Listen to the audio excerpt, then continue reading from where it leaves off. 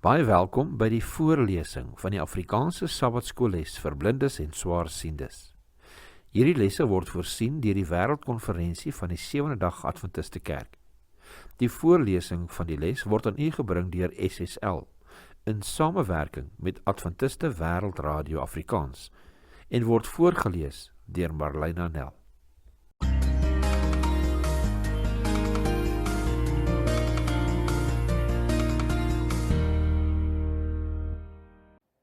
Les 5, 25 April tot 1 Mei. Hoe om die Bybel te bestudeer? Kom ons open met gebed. Liewe Here, ons sê vir U baie dankie dat U ons weer 'n geleentheid gee om uit U woord te bestudeer.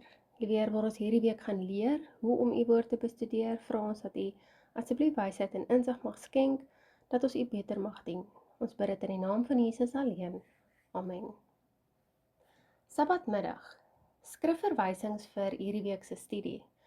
Johannes 15 vers 1 tot 8, Markus 1 vers 35, 1 Kronieke 16 vers 11, Psalm 119 vers 105, Jesaja 50 vers 4 en Jesaja 55 vers 1 tot 13. Geheeteks. Jesaja 55 vers 11, Nuwe Afrikaanse Bybel. So sal die woord wat uit my mond kom ook wees. Dit sal nie onverrigter sake na my toe terugkeer nie, maar dit sal doen wat ek gedoen wil hê en tot stand bring waarvoor ek dit gestuur het. Jesaja 55 vers 11, Nuwe Afrikaanse Bybel. Dink terug aan die dag toe jy jou eerste Bybel ontvang het. Miskien was jy nog 'n kind en dit was 'n geskenk van 'n familielid. Dalk het jy dit as volwassene vir jouself gekoop. Hoe lank jy ook al jou Bybel het, of dalk het jy meer as een eksemplaar, is nie van belang nie. Dink eerder aan die waarde wat jy daarin heg. Is dit een van jou kosbaarste en geliefde besittings, of aanvaar jy dit maar as iets alledaags, dat jy die lewende woord van God binne jou bereik het? Sukkel jy om 'n roetine vir Bybellees te vestig? Het jy al ooit gewonder, waar begin ek, of hoe lees ek dit om 'n hegte verhouding met God te hê?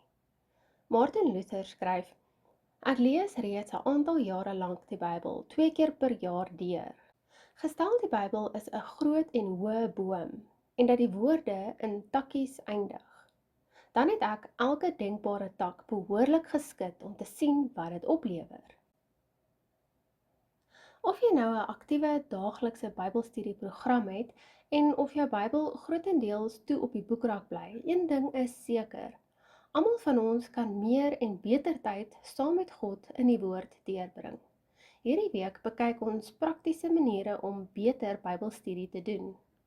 Bestudeer die week se les ter voorbereiding vir Sabbat 2 Mei.